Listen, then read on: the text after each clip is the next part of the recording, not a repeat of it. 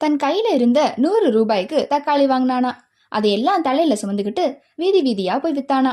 அன்னைக்கு அவனுக்கு 200 ரூபாய்க்கு விற்பனையாச்சா. 100 ரூபாய் அவனுக்கு லாபமா கிடைச்சிச்சான்.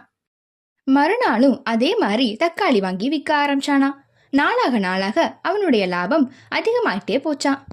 அவன் தனக்கு கிடைத்த பணத்தை போட்டு ஒரு சின்ன காய்கறி கடையை தொடங்கினானா. அந்த கடையில நல்ல லாபம் கிடைக்கவே கடைய விரிவுபடுத்தினானா. இப்படியே அவனோட கடை நல்லா போயிட்டு இருந்துச்சான். அவனுக்கு லாபம் நிறைய கிடைச்சிச்சான். கொஞ்ச வருஷத்திலேயே அவன் ஒரு பெரிய கடைக்கு உரிமையாளர் ஆயிட்டானா.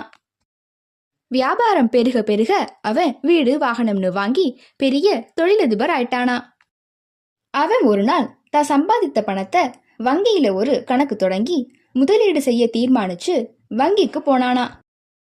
வங்கி அதிகாரி அவனை பத்தின தகவல்களை கேட்டுட்டு கடைசியா அவனுடைய செல்போன் நம்பரை கேட்டாராம்.